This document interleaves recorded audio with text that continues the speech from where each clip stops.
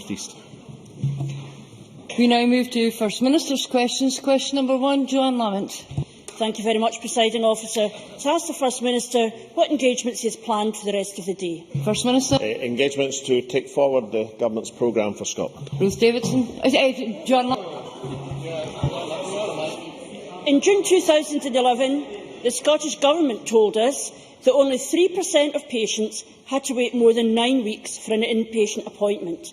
The truth wasn't 3%, the truth was 23%. Not 3 out of 100, but 1 out of 4 patients waiting. Why did the Scottish Government so mislead patients in need of hospital treatment this way? First Minister.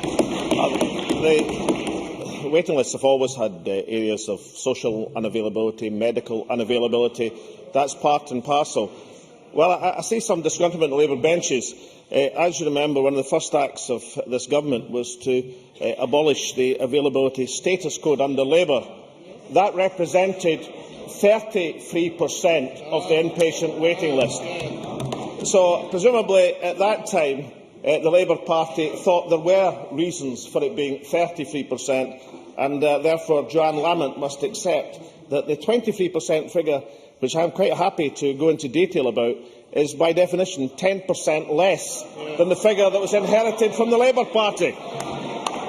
Joanne Lamont. I do think the people of Scotland might expect the First Minister to take what I said a little more seriously. It is not good enough for him to come here week after week and his new defence is, it wasn't just me that did it. The fact is, these figures represent real people waiting for real help from the NHS. And your response is about something entirely different, which is a political game, which is not the key issue here. Because if the First Minister took his job seriously, he would know that in March 2010, the then Health Secretary, Nicola Sturgeon, said, no one is on a hidden waiting list. Even after we found out that NH Lothian were fiddling the figures, her replacement Alec Neil told this Parliament last December that the waiting times that are published by boards are reliable and accurate. The systems which Nicola Sturgeon and Alec Neil used to make those claims are now described by the Royal College of Nursing as inadequate for the job and letting patients down time and again. Isn't the truth that far from abolishing hidden waiting lists, Nicola Sturgeon, for her own political convenience, reinvented and reinforced them? First Minister. The figures of social unavailability are published, so by definition they can't be hidden. But Joanne Lamont says, published figures can't be hidden, but Joanne Lamont says I'm talking about two different things. No, it's exactly the same thing. The availability status code was a hidden waiting list because people were placed on that code. 33% of inpatient waiting lists were placed on that code and then had no patient guarantee in terms of their pathway through the health service. There are a variety of reasons why people won't have operations at a particular time.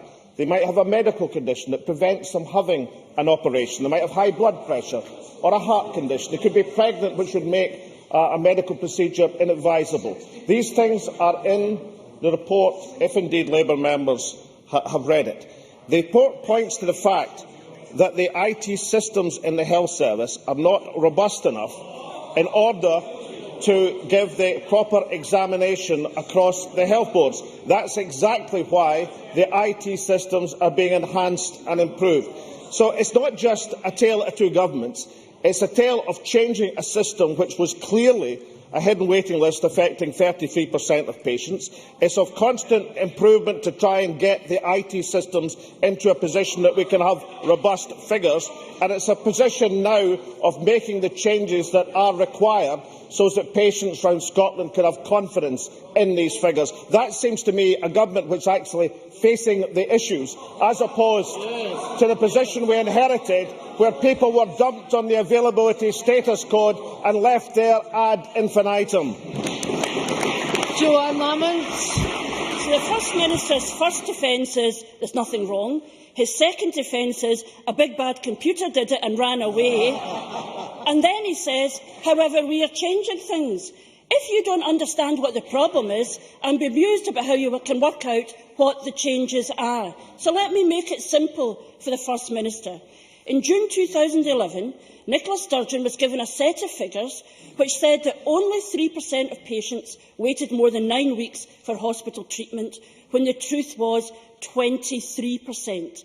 At the same time, she was given figures which said that the number of people too busy to go to get the treatment they needed had tripled. She was told that 1 in 3 Scots on waiting lists said they were too busy to be cured. She knew what was happening. Did she not have the wit to notice that waiting lists were being falsified, or did they just simply suit her purpose? First Minister. Okay, let's have a look at why patients might not be able to have their operation in a timescale on a waiting list. Well, okay, let's point to page 30 of the report.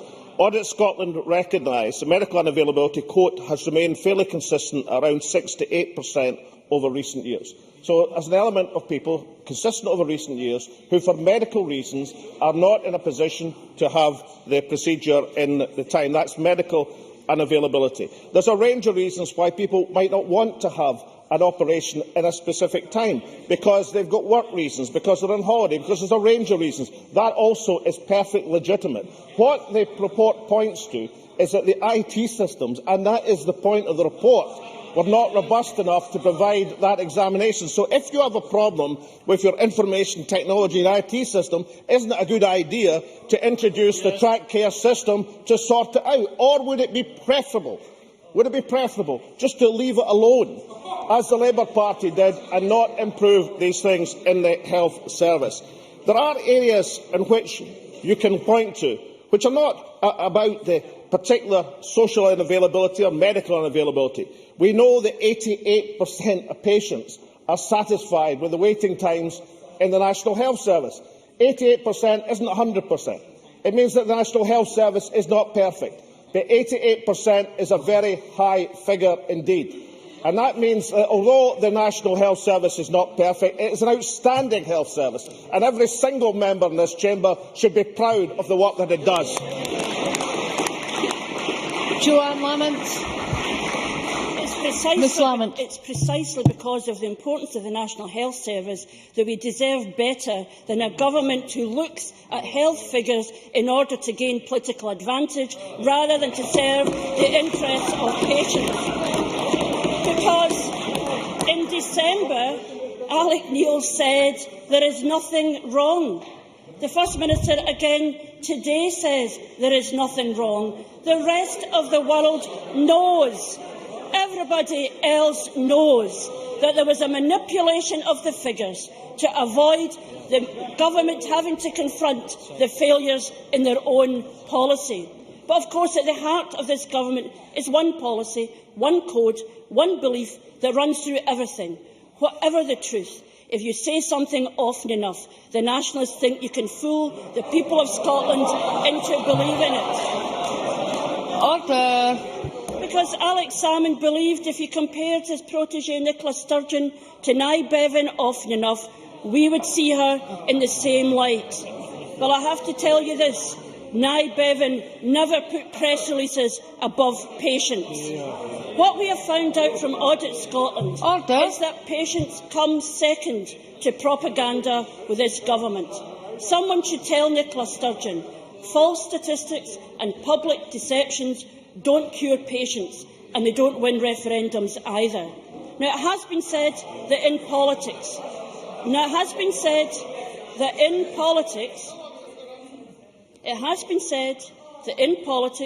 there are two types of health ministers: failures and those who get out in time. Isn't the truth laid bare today that, despite the spin, Nicola Sturgeon didn't get out in time? First Minister. Well, I was going to say there are three health ministers. There was Andy Kerr, who was trying to close accident and emergency wards before we sorted that out. But let's try and take the issue. Firstly, the Audit Scotland report examined 273,000 transactions. The internal audits around the Health Board, a further 200,000. What the conclusion was, our sampling found a small number of instances in which unavailability calls were used inappropriately. A small number out of that vast number which was investigated. I've already pointed out the patient satisfaction with the health service and waiting times, which is... Well, Jackie Bailey says that doesn't matter. That is actually what matters, Ms Bailey. That is the point that matters. We can also measure how the health service is doing above and beyond the social unavailability. Since 2008, the medium time, that's the midpoint, wait for treatment in Scotland, including those who have been marked as medically or socially unavailable, reduced from 40 days to 32 days. That tells you there's been an improvement in the National Health Service over that period of time. But in reading out her prepared question, the game was given away. We were told that this government is obsessed by the politics. This isn't about the health service. It's all about get Nicola Sturgeon from the Labour Party. The statement they released, did it say we want improvements in the health service, we want the computer system to be fast-tracked? No. Sturgeon knew of hidden waiting lists. That is the point. Just as Ms Bailey. Nicola Sturgeon knew of Labour's hidden waiting list, which is why she changed it as Health Secretary. Just like Jackie Bailey. The response to being, what was it? The hospital-acquired infection, the superbug capital of Europe, until she found out the figures were 2006 when the Labour Party was in office. And the relevance of that is it typifies Labour's attitude to the National Health Service. Not about improving the service, not about being jointly proud of the greatest public service in our country, but basically demeaning for attacks politically on health secretaries. Coming to this chamber, where they should be questioning the improvements that must take place, and then accusing the government. My goodness me, is the Labour leader not aware of the unintentional comedy in her question over the most serious issue of all, the National Health Service, which isn't without failings, isn't without faults, but is an outstanding health service of which every one of us should be proud.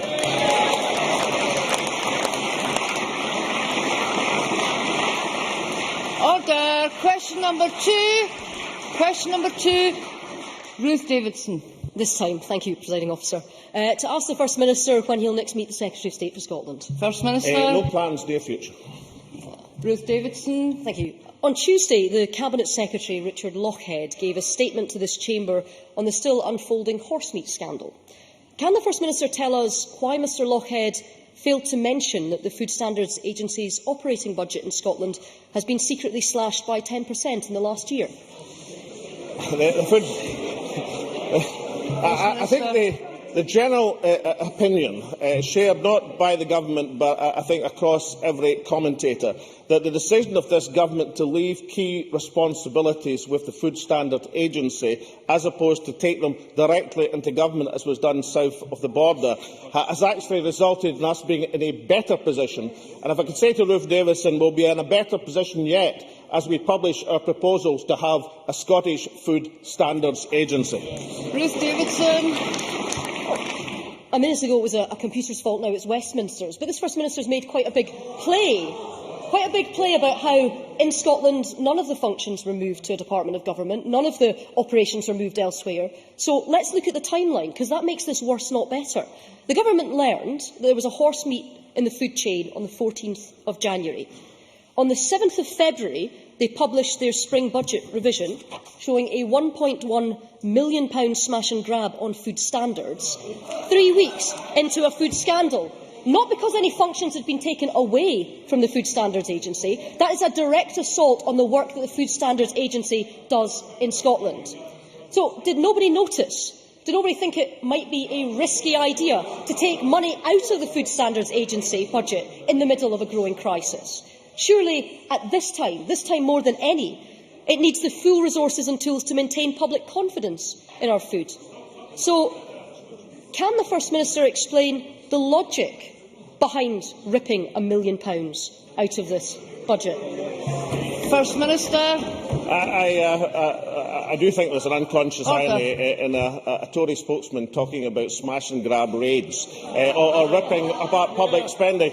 Every part of the public sector is under the most extreme pressure, bar the health service, which has been guaranteed the real terms revenue increase. Still under pressure, but guaranteed that increase. Given the cutbacks from the Tory government in Westminster, every part of the public sector is under pressure. But I don't think, Ruth Davidson, it was the decision, of course, to leave key functions with the Food Standard Agency, to have them separated from government, that is part of the better, not perfect, but better position that we have in Scotland in terms of facing up to the crisis. I don't accept, incidentally, that confidence in Scottish food in particular has been lowered by the events of the last few weeks. I think, as the Cabinet Secretary rightly said, I think there's a sea change in attitude in terms of people's demands, rightful demands, in terms of the sourcing and integrity of the product, and I think that will be good for the Scottish industry, which can match these high standards. But I hope that Ruth Davidson will join with the Government as we prepare a Food Standards Agency of Scotland, learning the lessons from the deficiencies which have been clearly shown over the last few weeks, learning the lessons about the dangers of taking out from an independent agency functions into government, and as work constructively with us to make sure that that new Scottish Food Standards Agency is the best it can possibly be. And gently, if I could say to Ruth Davidson, it is, well, very gently I'll say it, very, very gently I'll say it, I don't know if it's the greatest position of a Conservative leader to come to this Parliament and talk about additional public spending in a week where she has proposed a £500 million reduction through a pence cut in income tax. If the Conservative Party would just try and equate that calculation, it is difficult to ask for more public spending when your new core policy is to really smash and grab and slash it much further. I have a number of constituency questions and I want to get them in. Can I ask the three people I hope to get in to keep it as brief as possible, and if we could get a brief answer that would help. Alison Johnson. Thank you. The First Minister will be aware of the report published yesterday confirming that the Forth Road Bridge is not about to fall into the sea. Indeed, it has a long-term future. Does the First Minister now regret committing to a massively expensive additional bridge, sucking money away from other projects before knowing the results of the repair work? And what will stop this or a future government bringing ever more traffic and congestion to the Lothians by going back on the commitment to the existing bridge to be dedicated to public transport and avoiding an 8-lane motorway across the Forth? First Minister. Firstly, we'll maintain the commitment of which Alison Johnson spoke. I don't share her analysis of this. If we had maintained the current bridge, and that was the maintenance of the current bridge, then that in itself, not falling down, but just maintaining it, would have proposed and imposed huge economic costs on the Scottish economy, and that analysis was done. And one of the reasons that this Parliament, by massive majority, if I remember, decided to go ahead was it looked at that analysis. And it should really be quite good news that some of the remedial measures that have been taken over the last few years are having some effect. But as the report yesterday indicated, there is no guarantee that that can be consistently obtained in the future, which is why we're going to be in a hugely better position if we can do more rigorous maintenance or more full-scale maintenance of the current bridge in a situation where we have an alternative across the Forth and won't impose costs on the Scottish economy. So I don't share the analysis that Alison Johnson has, but I do say that the commitment that was made with regard to the use of the bridge will be maintained by this Government. Rhoda Grant. Thank you, Presiding Officer. The First Minister will be aware that the fishing and shooting rights in Raasay have been taken away from local crofters and sold to a shooting company in Ayrshire by the Scottish Government. The crofters have built the value of those rights over the years and invested the profits in their community, boosting the local economy. Does he agree with me that this flies in the face of the ethos of land reform, and will he take steps to overturn this decision immediately and return those rights where they rightly belong with the local community? First Minister. There are difficulties, the member should know, in terms of upholding the Scottish public finance principles and the best value, and it's not necessarily within the discretion of ministers to overturn these, because these are things which you are bound by. But I heard the minister on the radio this morning addressing this subject and making sure that he could make an initiative which would allay some of the fears that had been expressed, and I'm sure we all support the Scottish minister in doing that. Kenneth Gibson.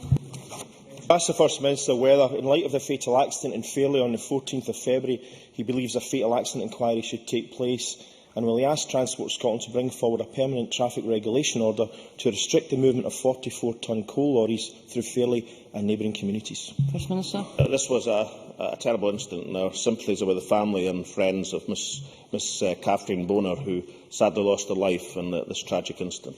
Now, the member will understand that police investigations into the accident are ongoing, and in light of that, it would be inappropriate to comment on the particular circumstances that follow from that. However, officials from Transport Scotland will be meeting with the police, and our operating company for the South West will obtain more detailed information on the general public transport aspects of this incident. Once the investigations are concluded, I will be happy to report back to the constituency member. Question number 3. Will there any? The First Minister what issues will be discussed at the next meeting of the Cabinet. First Minister. Matters of importance to the people of Scotland. Will there any? On waiting times, what I'm astonished about is that the First Minister seems satisfied with 23%. Has he any regrets what he was telling us at the time when he put this press release out, bragging that they had got rid of the smoke and mirrors? Has he got any regrets? First Minister. Well, when there are individual instances, as there are, of patients who haven't been properly treated within the National Health Service, and both the Health Service and indeed ministers have apologised in these specific circumstances. The point I was making, that if you look at the integrity of the National Health Service, then we have an excellent first-class health service, which by any measurement is improving its efficiency and standards over recent years. And in the anxiety for the political come to and froing, we should not, as a parliament and as a people, lose sight of how valuable and important and how wonderful that institution is. So yes, of course, it's not perfect. Yes, of course, there are demands and right demands for proper improvement in systems, but let's remember that the integrity of the system is an outstanding public health service. Political toing and froing. It was his government that issued 50 press releases. 50 press releases bragging about his waiting times initiative. 50 press releases. He was telling us how good the system was at the same time as thousands were being sent to the waiting times equivalent of Siberia. Has he got anything humble to say at all to these people? First Minister. The availability status code, that's what was abolished, could be described under a government, of course, which the Liberal Party were part of, if I could remind them. That was the health service equivalent of Siberia, because you lost all rights and waiting times within the system. The whole purpose of the new system that was introduced, the New Ways system, is you didn't lose these rights. The clock was reset and you still retained the rights within the health service. So I don't know, but perhaps it was a helpful question so as I could explain that point. But I do think it's a bit much to talk about the health service equivalent of Siberia, which was what the availability status code were when the Liberal Party were in power, and then to criticise a system which has the point of which patients keep their rights within the health service. And I'm sure that Willie Rennie, when he thinks about the matter, will recognise that there are proper reasons why people might not have a procedure in a set timescale, which is why, of course, the Audit Scotland key conclusion, our sampling of a vast number of patients found a small number of instances in which unavailability codes were used inappropriately. Now, given that was the finding of Audit Scotland, that tends to back up the fact that while improvements are necessary, both in style and in terms of the computer systems that back it up to give security, that this health service is performing substantially better than it was when the Liberal Party were part of the Labour coalition, which did, I'm afraid, leave some patients in the health service equivalent of Siberia. Question number 4, Jim Media. To ask the First Minister what recent discussions the Scottish Government has had with the BBC in relation to redundancies at BBC Scotland. First Minister. Well, in discussions with the chair of the BBC Trust, the BBC Trustee for Scotland, the Director General of BBC Scotland, the Director of BBC Scotland rather, and all 4 Director Generals of the BBC over the last few months, the Scottish Government has consistently argued for BBC jobs in Scotland and for high-quality news and current affairs coverage. BBC Scotland's decision to front-load cuts from the Life and Sea settlement is particularly disappointing. When Scotland is debating a hugely important public decision, the BBC should be prioritising its capacity to cover Scottish current affairs rather than attacking it or at least reducing it, as is being done at the present moment.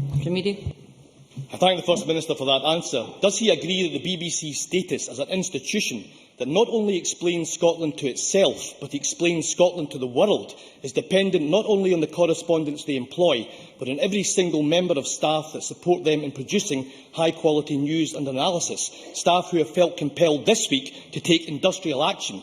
And is it now time to heed the call of the National Union of Journalists for a 6-month moratorium on these redundancies? First Minister. I think that is a positive proposal. I see with dismay that out of no fewer than 9 out of a total of 30 compulsory redundancies across the BBC are to be in Scotland, and that should tell us that there is huge disquiet among staff, not just about their individual future, but the collective ability of the BBC to serve Scotland. As a small example, and I'm not saying this will be the most dramatic loss to the Scottish population, I note that the politics show, as I understand it, next Sunday is not to be broadcast in Scotland. That's because the Westminster Parliament's in recess. Now, I accept that I don't think this is going to be devastating news for the vast majority of the Scottish population, but it should, I think, give some issue of reflection that surely we should accept our public service broadcaster to have the capability to cover the politics that are taking place and current affairs in Scotland and not have a programme because the Westminster Parliament is in recess. I think it does point to the lack of ability within BBC Scotland to do that under current resources, which surely is going to be made much more significantly challenging if these cutbacks go ahead. Question 5, Drew Smith. Ask the First Minister whether the Scottish Government plans to implement new measures to tackle child poverty. First Minister. Well, I think we should reflect that, according to the latest statistics available, child poverty is at its lowest level since devolution, 17%, down from 28% in 1999. However, I am sure there will be general agreement that that figure is still far too high, and we remain committed to tackling child poverty through early intervention and prevention. These, of course, was set out in the Child Poverty Strategy, that focus on maximising household incomes and improving children's life chances. Drew Smith. Can I thank the First Minister for his reply? Earlier this week, Professor Kate Pickett told members of the Health Committee that inequality is a human rights injustice and that it behoves all of us to shout about it all the time in order that solutions can be found. Professor Pickett argues that many different solutions do exist at every level, both in our communities and local authority areas, nationally and internationally. Dr John McKendrick of Glasgow Caledonian University is quoted in today's Evening Times saying the evidence is damning. Not only has progress in tackling child poverty ground to a halt, but current levels in Scotland are higher than they were in 2004-05. The projections are that our poverty share will worsen as we approach 2020. So, since we know that some of his flagship policies actually redistribute in the wrong way, extending inequality, will he acknowledge that there is a need to re-evaluate his approach? First Minister. I think Drew Smith should acknowledge two things. There are many policies of this government in terms of supporting family budgets which do enhance the position in terms of protection against child poverty. I think, for example, of the policy on the living wage, which, compared with the minimum wage, has resulted in a 30% increase in people in that strata of wage over the period that this government has been in office. I think that is an example of the progressive policies pursued by this government. But I have to say to Drew Smith the rather obvious, overwhelming point, which is made incidentally by every organisation and every report in this matter at the present moment. When we are on the brink of a real smash and grab raid, that is to say, a huge withdrawal from some of the poorest sections of our community, massive amounts of money, billions of pounds over the next few years, by virtue of a Westminster government controlling the welfare system of this country. Is it not time that people like Drew Smith realised and recognised that people in this country will get an infinitely better deal from a progressive parliament in Edinburgh than they would from a Tory coalition in London? Question number 6. Murdo Fraser. To ask the First Minister what strategies the Scottish Government has to combat obesity. First Minister. Well, it's a serious issue. It was a serious report this week. Of course, the strategy is laid out in terms of the Government's route map towards healthy weight, which has been laid out. There are many proposals in the report which require a substantial examination. Fraser. Can I thank the First Minister for his reply? Will he assure me that any Scottish Government approach to tackle rising levels of obesity will be based on the principle of personal responsibility, that he will not implement barmy proposals such as a punitive tax on fizzy drinks or chocolate bars, however eminent their advocates might be, and that he will help protect those of us who enjoy the odd can of juice or Mars bar from meddling nanny state policies? First Minister. I do think the member does the report a disservice. I mean, there were 10 recommendations, and he's picked on one of them, as indeed most of the tabloid press did as well, which I suppose is fair enough in terms of politics politicking. But I don't think he should ignore that in many of these recommendations, perhaps the other recommendations, there was serious, how shall I put it, food for thought for the Scottish Government and other authorities. Thank you. That ends First Minister's questions. We now move to members' business.